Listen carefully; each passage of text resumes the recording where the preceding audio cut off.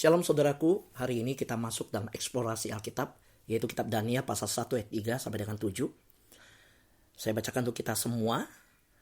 Lalu raja bertitah kepada Aspenas, kepala istananya, untuk membawa beberapa orang Israel yang berasal dari keturunan raja dan dari kaum bangsawan, yakni orang-orang muda yang tidak ada sesuatu celah, yang berperawakan baik, yang memahami berbagai-bagai hikmat, berpengetahuan banyak, dan yang mempunyai pengertian tentang ilmu, yakni orang-orang yang cakap untuk bekerja dalam istana raja, supaya mereka diajarkan tulisan dan bahasa orang Kasdim. Dan raja menetapkan bagi mereka pelabur setiap hari dari santapan raja dan dari anggur yang biasa diminumnya. Mereka harus dididik selama 3 tahun, dan sesudah itu mereka harus bekerja pada raja. Di antara mereka itu ada juga beberapa orang Yahudi, yakni Daniel, Hanaya, Misael, dan Azaria. Pemimpin pegawai istana itu memberi nama lain kepada mereka. Daniel dinamanya Belsasar, Hanaya dinamanya Sadrak, Misael dinamanya Mesak, dan Azaria dinamanya Abednego. Amin. Demikian pembacaan firman Tuhan, dan saat ini mari kita melihat eksplorasi terhadap ayat-ayat tersebut. Saudaraku, kezaliman waktu itu adalah kerajaan yang ditaklukkan dijadikan bawahan kerajaan yang menang dan dituntut membayar upeti. Juga kerajaan yang menang akan meminta yang kalah mengirim SDM mereka untuk dijadikan pegawai dengan tujuan memantapkan cengkeraman penjajahan. Supaya tujuan itu tercapai, SDM tersebut harus melalui pendidikan berbagai aspek kebudayaan kerajaan penakluk. Supaya SDM tersebut menjadi serasi dengan pola budaya penakluk dan melaksanakan kepentingan penakluk. Pada waktu itu mungkin lebih dari 4 orang Yehuda yang dikirim ke Babilonia, tetapi hanya Daniel, Hanaya, Misael, dan Azaria yang dicatat namanya. Mari kita melihat arti nama-nama mereka. Daniel, arti namanya Allah Hakimku. Hanaya, arti namanya adalah Allah penuh rahmat. Misael, arti namanya siapa seperti Allah. Dan Azaria, arti namanya Allah pertolonganku. Tindakan pertama, cuci otak itu adalah nama mereka diganti menjadi Belsasar. Belsasar artinya Baal melindungi. Sadrak, namanya artinya Hambasin, dewa bulan. Mesak, arti namanya bayangan pangeran. Abednego, arti namanya hamba Istar, Nabu.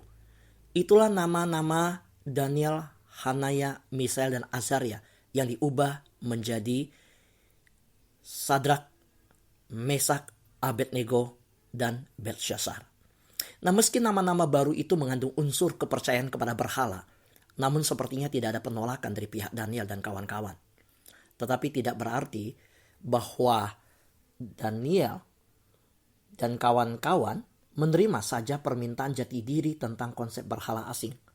Sebab di bagian berikutnya nama asli mereka yang tetap disebut. Di pasal 3 memang nama baru atas 3 sekawan yang dipakai. Tetapi penyebutan nama-nama tersebut dikaitkan dengan ucapan para Kasdim. Itu berarti bahwa jati diri Daniel, Hanaya, Misael, dan Azaria tetap dalam perspektif keumatan. Meski ada upaya dari kekuatan Babilonia yang ingin mengubah itu. Artinya, sejauh pemanggilan nama masing-masing, mereka belum merasa perlu membuat garis pemisah jati diri mereka dari kebudayaan yang tidak percaya Tuhan Allah. Tidak dijelaskan berapa usia mereka waktu itu.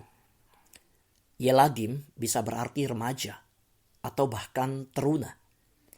Merujuk nama Daniel masih berperan penting dalam tahun ketiga, Koresi, yaitu 536 sebelum Kristus. Maka waktu itu Daniel dan kawan-kawan diperhitungkan sekitar tahun 606 sebelum Kristus, dan saat itu kemungkinan usia Daniel dan kawan-kawan sekitar umur 12 sampai 16 tahun.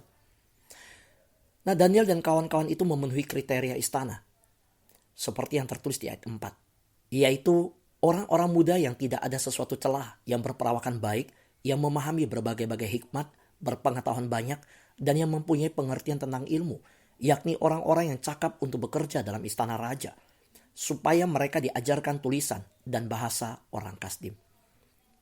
Istana mementingkan baik tampilan jasmani maupun kemampuan jiwani Untuk kepentingan perluasan pengaruh kerajaan Babilonia, Nebukadnezar memasukkan mereka ke proses pendidikan, tanda kutip, Universitas Babilonia, untuk diajarkan literatur atau sastra, tulisan, dan bahasa orang Kasdim. Nah, zaman itu Aramaik adalah bahasa percakapan, sedangkan bahasa sastra dan literatur adalah Akadian.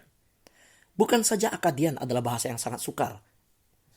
Isi sastra dan literatur yang harus mereka pelajari sangat berbahaya dan dapat meracuni iman kepercayaan mereka yang bersumber dalam firman-firman yang diwahyukan Tuhan Allah. Misalnya, mereka pasti harus membaca beragam mitos dan epik dari Mesopotamia, termasuk Enuma Elis dan Artrahasis. Ini adalah kisah penciptaan dunia dan manusia versi Babilonia, di mana dikisahkan Marduk si dewa kepala mencipta melalui peperangan antar para dewa. Juga mereka pasti mendapat masukan tentang epik Gilgamesh, mitos air bah yang melibatkan ketegangan dan tipu daya para dewa Enlil, Ea, dan Utnapishtim.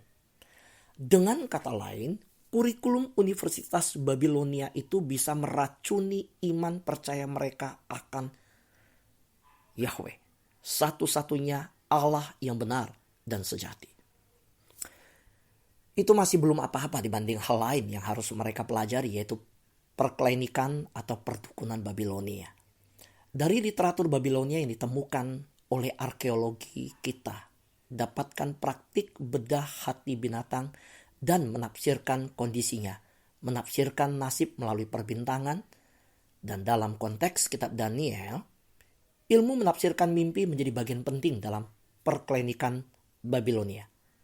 Sekali lagi, pendidikan yang harus dilalui oleh Daniel dan kawan-kawan berbahaya karena memercayai ilah-ilah palsu yang dapat mengacaukan iman kepada Tuhan Allah dan mempelajari metode perdukunan yang dilarang oleh hukum Taurat. Mengingat pada zaman itu kejaliman untuk para pegawai ring inti istana untuk dikebiri. Dalam arti Aspenas dalam bahasa asli disebut kepala sida-sida atau pegawai istana yang dikebiri.